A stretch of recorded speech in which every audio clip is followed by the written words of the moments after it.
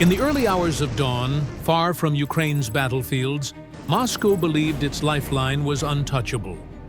A massive cargo ship, loaded with thousands of Iranian drone parts, lay anchored in the Caspian, confident it was beyond reach. But 5 hours later, silence turned to fire.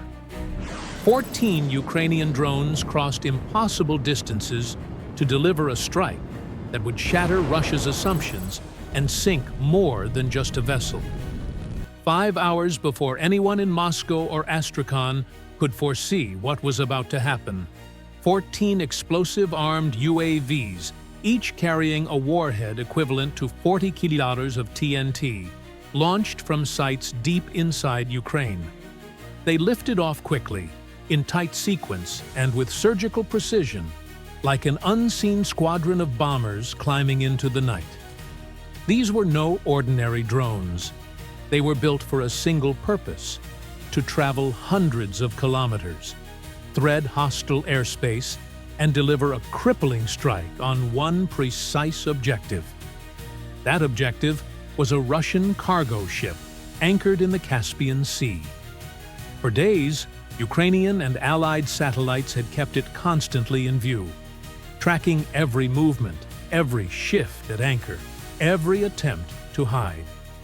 The ship's captain, convinced he was well outside Ukraine's reach, went about his routine unaware that his actions were being monitored in real time from orbit.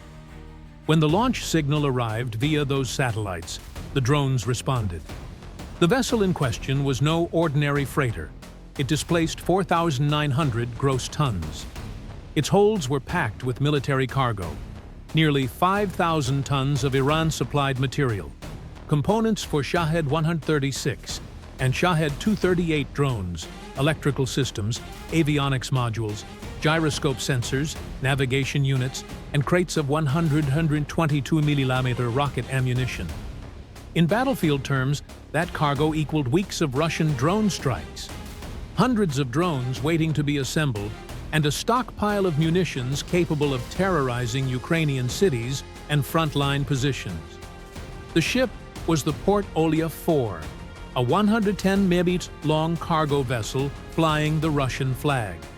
The captain had chosen his anchorage carefully. Instead of docking at Russia's Olia port on the Caspian, he positioned the ship in the Volga-Don shipping canal, a narrow inland channel.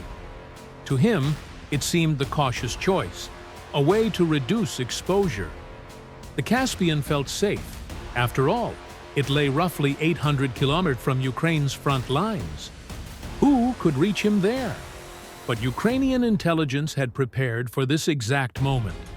The shipment timing, its route, and even anchoring patterns had been mapped days in advance. The operation rested on multiple detection layers.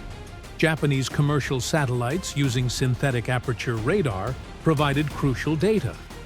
Unlike optical satellites that need clear skies, SAR can see through clouds, track ships at night, and detect vessels even when transponders are off. Analysts combed radar returns, comparing hull shape and anchor chain geometry to confirm Port Olia 4 was waiting offshore. Stacked satellite passes revealed the ship's drift angle, and an anchorage window of 4 to 6 hours, more than enough time to execute a carefully orchestrated strike. Signal intelligence supplied the second layer. Radio silence and low-profile radar emissions indicated the ship was minimizing its signature. That silence, however, also betrayed it. Ukrainian planners realized they had a window for a multi-axis, single-wave attack. The objective was clear. Do not detonate the volatile cargo. Instead, sink the ship in a controlled way, consigning thousands of drone parts and rockets to the Caspian depths.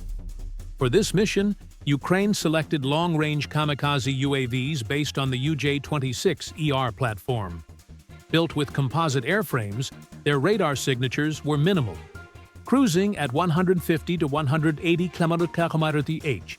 They were fast enough to cover the distance, yet slow enough to slip beneath radar detection.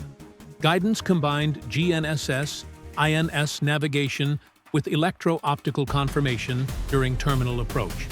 so even if GPS were jammed, the drones could still find their mark. Warheads were in the 40 alokhaisang class.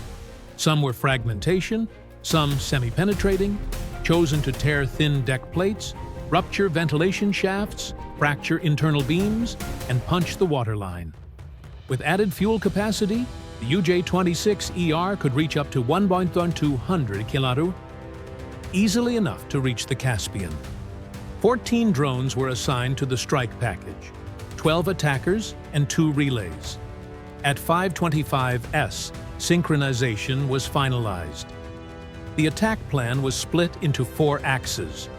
One group would approach from the stern-starboard side to hit the engine room and stern deck, another from the bowport side to strike the bridge and forward compartments. A third group would hit the midsection to crack beams around cargo hatches and open the waterline. The final pair served as diversion drones, ready to create explosive barriers if tugboats or patrol craft tried to mount a rescue. At 5:45 a.m., the drones thundered into the sky as multi-stage launches unfolded across Ukrainian fields. Their 5-hour flight was choreographed. Flying low, only 20 to 60 meters above the sea, they blended with radar clutter. 2 flew higher at 300-500 meters, relaying signals and maintaining visual control.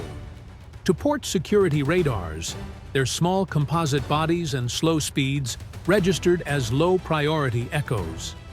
At 10:28 local time, the first drone struck. Its warhead detonated against the aft upper deck, blowing open thin plates around the engine ventilation shaft. Fire raced through cable trays and shorted damage control circuits. Fuel pumps and generators faltered. Firefighting systems were compromised. Seconds later, the second drone slammed into the starboard waterline, partially penetrating the hull and allowing flooding into lower compartments. The third and fourth followed quickly, one hitting a hatch cover, another striking the port waterline strip. Impacts fractured connections, sending heavy smoke and burning debris across the deck. The ship listed to starboard. On the bridge, alarms scream, and the captain declares an emergency. Port security scrambled 2 tugboats and a patrol craft. But before they could reach the scene, the 5th drone struck.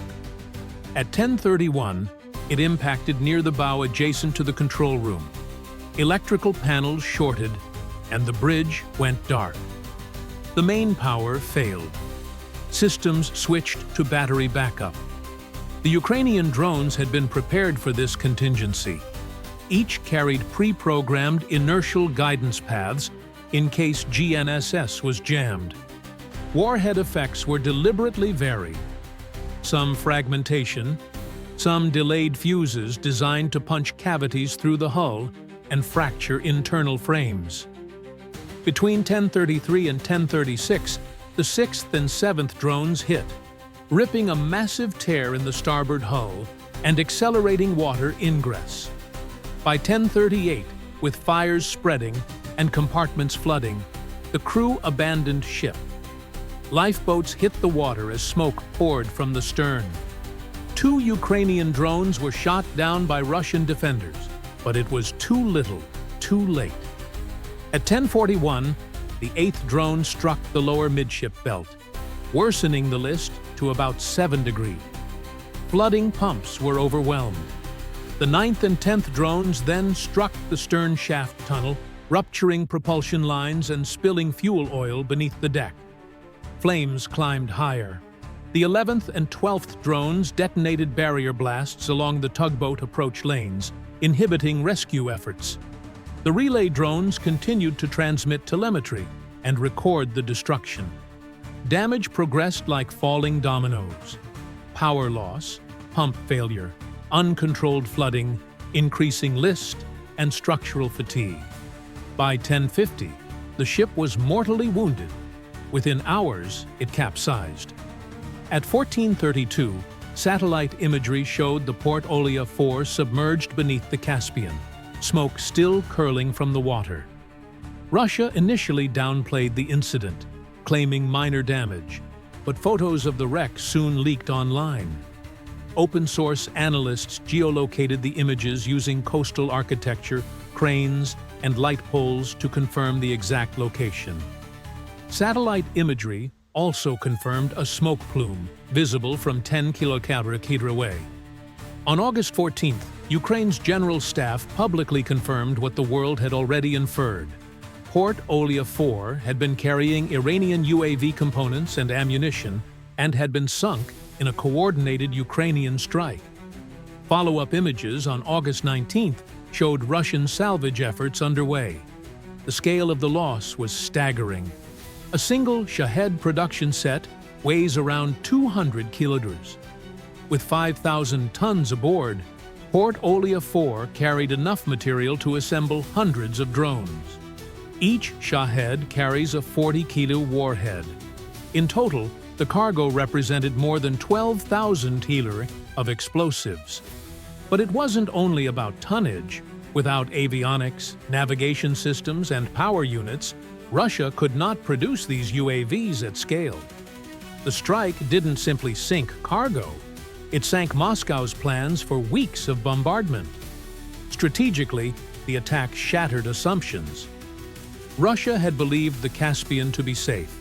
Ukraine proved otherwise. An inland sea once treated as a rear area sanctuary suddenly lay within range. The insurance market reacted immediately, pushing up war risk premiums. AIS blackouts increased. Ships sailed under false call signs. Convoys slowed port turnover. Overland alternatives lengthened transit times. Transshipment through multiple points drove costs up. Diplomatic ripples spread across the region. Caspian littoral states convened emergency maritime safety meetings. For the first time, the Caspian was not a quiet rear area, but a contested battle space. From Kyiv's perspective, the strike was a masterstroke. It pushed the war beyond the Black Sea and forced Moscow to rethink logistics and defenses. By sinking that one vessel, Ukraine not only eliminated thousands of UAVs, but also disrupted the tempo of Russia's air campaign. For Moscow, the implications were sobering. Without Iranian parts, Shahed production stalled. Nightly drone barrages against Ukrainian cities slowed. Supply chains, once considered reliable, were exposed as vulnerable. The illusion of safety was gone. The loss of Port Olia 4 was more than the sinking of a ship. It was a psychological blow, a logistical rupture, and proof that no rear area was entirely beyond Ukraine's reach. It demonstrated that in modern war, distance matters less than resolve, precision, and intelligence. If Ukraine could strike once, it could strike again.